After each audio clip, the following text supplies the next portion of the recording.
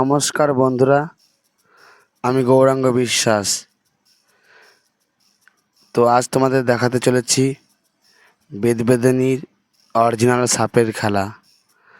তো তোমরা সবাই আমাদেরকে আশীর্বাদ করো, আমি সাপের খেলাটা যেন দেখাতে পারি তোমাদেরকে।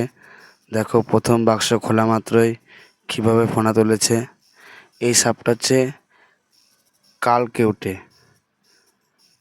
কালগোখরো যেটাকে বলে, কালকেউটে সাপ। তো দেখো সাপটা কীভাবে ফোনা তুলে দাঁড়িয়েছে। তো তোমরা সকলেই দেখে বলো কেমন লাগছে দেখতে সাপটা। তো এটা ভয়ে আবার বাক্সের মধ্যে ঢুকে গেল। এবার আমি বের করলাম। দেখো বন্ধুরা, কত বড় আর কত মোটা সাপটা, অনেক বড়। আর এই সাপটা একটু কালো রঙের আছে। তো এই আমি দেখাতে গিয়ে এদিকে সাপটা আমার হাত থেকে ছুটে গেছে।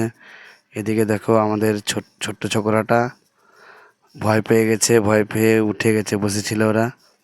তারপরে এই বাক্স থেকে একটা বের করলাম সাপটা। তো এই সাপটা দেখবে ফোনাটা খুব সুন্দর। দেখো ওইদিকে আর একটা সাপ কিন্তু বেরিয়েছিল। তো ওই সাপটা খুব দৌড়াদৌড়ি করছিল বলে ওই সাপটা ভরে দিলাম বাক্সের মধ্যে, কেননা আশেপাশে অনেক লোক আছে। হ্যাঁ, তো দেখো ফোনাটা কত দূর চেড়েছে। আর এই সাপটা কিভাবে ছোবল মারে তোমরা ভালো করে লক্ষ্য করো ভিডিওর মাধ্যমে। তো এই সাপটা শুধু এক জায়গায় দাঁড়িয়ে থেকে ছোবল মারে না, এটা তীরে যেয়ে ছোবল মারে। দেখছো বন্ধুরা কীভাবে তীরে আমার দিকে এলো। এইদিকে দেখো বন্ধুরা, ভয়ে কিন্তু এদিকে ওরা বসেছিল, আমাদের জোকার বাদল আর আমাদের ছোট্ট ছোকরা রনি। ওইদিকে আমার সঙ্গে যে বেদার অভিনয় করেছে, ওই কিন্তু ডুগডুগি বাজিয়ে যাচ্ছে ভয়ে, কিন্তু আগা দিকে লাঠি রেখেছে। আগে লাঠিটা রেখেছে, তারপরে পেছনে ডুগডুগি বাজাচ্ছে।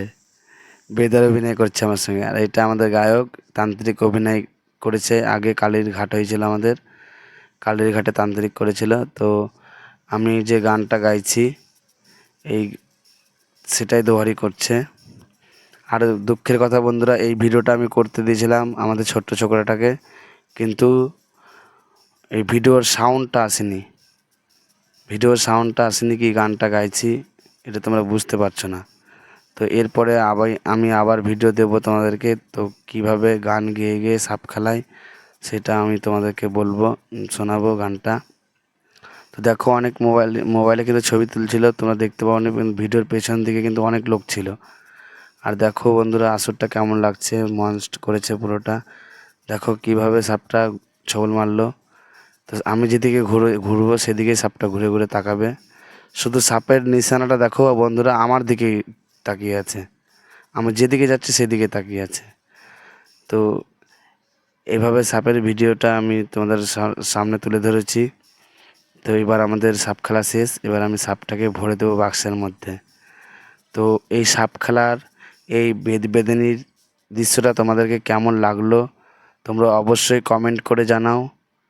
অবশ্যই কমেন্টে লেখো জয় মা মনসা।